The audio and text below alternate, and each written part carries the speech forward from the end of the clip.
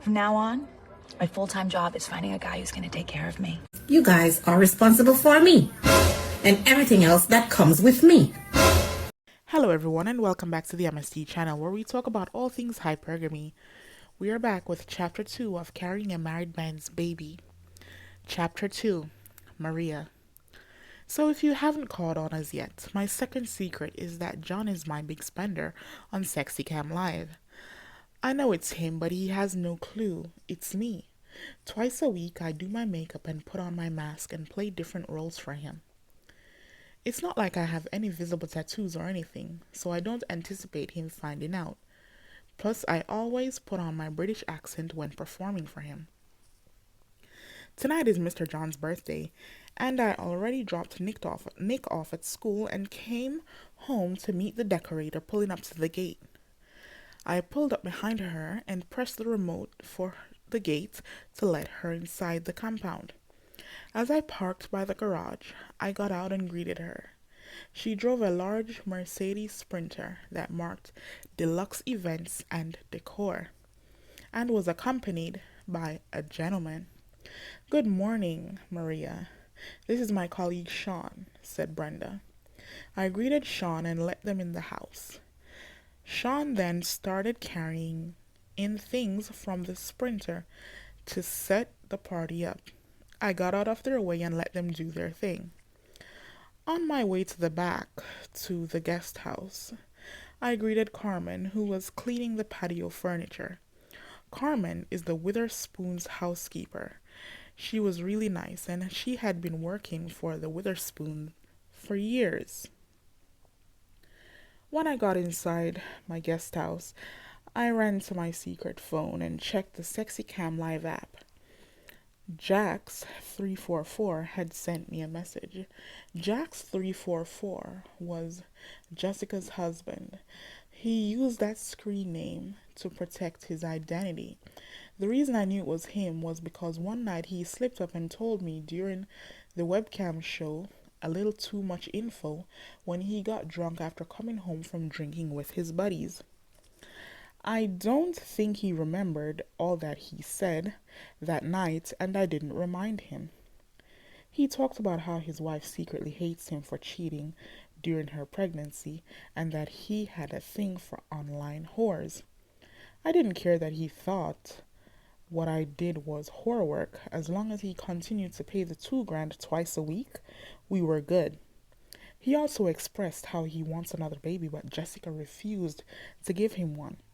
To be honest, I didn't give a shit, but I listened to all his problems because he was paying me. Plus, I virtually fulfilled his fantasies. "Hello, beautiful. Are we still on for tonight?" Jax344 wrote. "Yes, babe," I replied with a kiss face emoji. "Okay, great. I PayPal'd you $2,000 earlier," he said. "Okay, baby. Thank you," I replied. "See you tonight." Guys, if you have reached this far in the story, please subscribe if you haven't done so. Thumbs up this video and comment your thoughts on the story thus far. I had an online registered business called Treasure Chest. That's who John paid the money to weekly via PayPal. That way, if his wife ever found out, she wouldn't know Treasure Chest was me.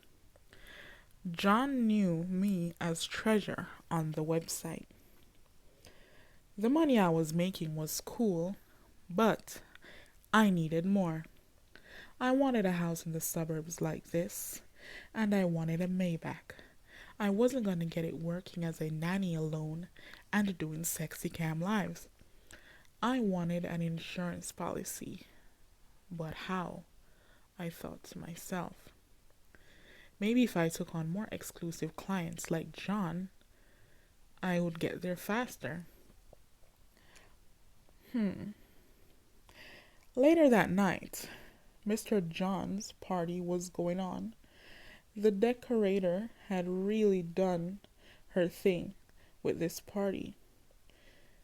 Everything was so exquisite. All of John's rich lawyer friends were in attendance.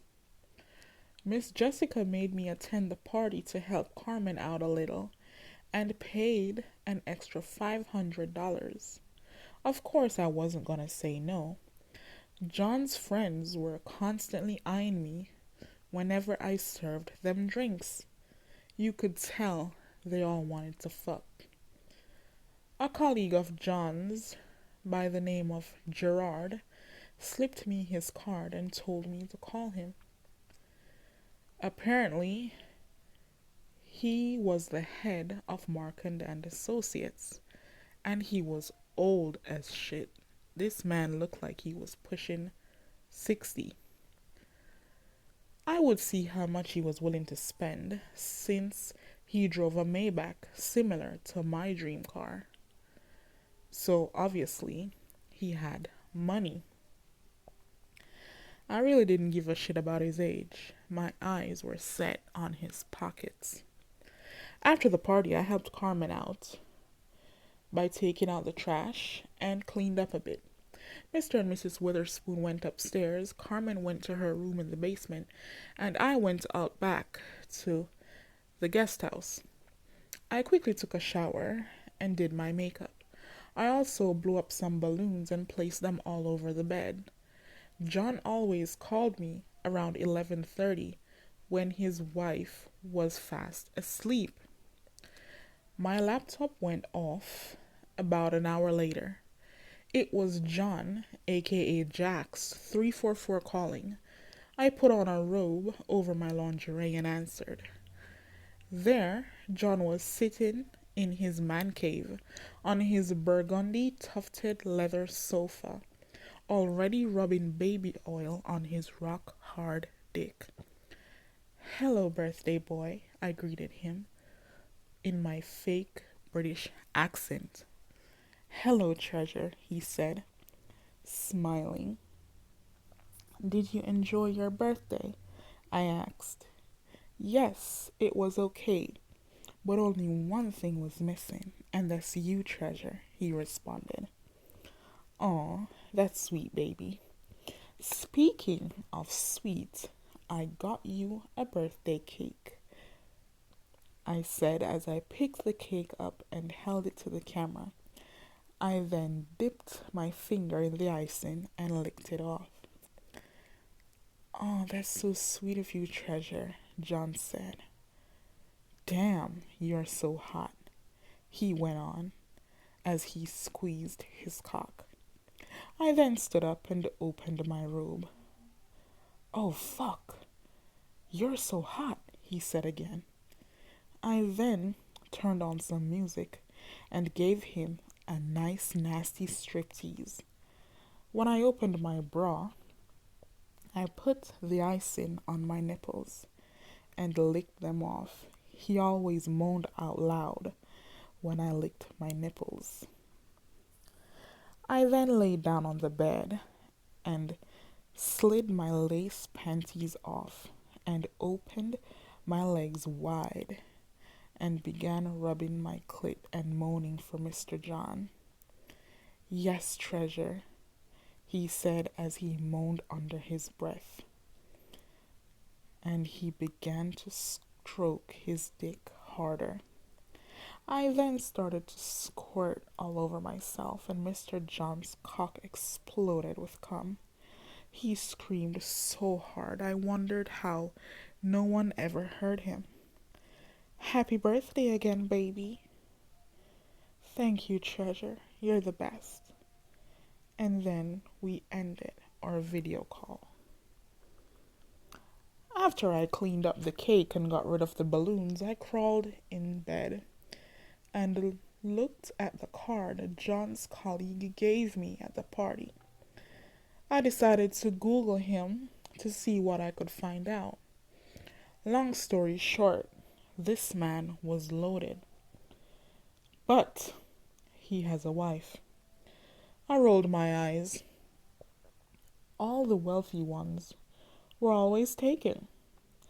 Gerard Markand was the founder of the firm and was worth, well, over $20 million. And his son, Anthony Markand, and John, my boss, took over Markand and Associates 2 years ago. But Gerard is still very active at the firm, just not full time.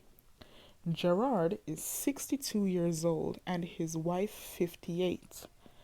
They have twin boys and he went to Harvard. I wonder if he knew I was only 18, even though I'd be 19 next month. This man could be my grandfather. But hey, I want money, and he has a ton of it. I just hope he isn't cheap.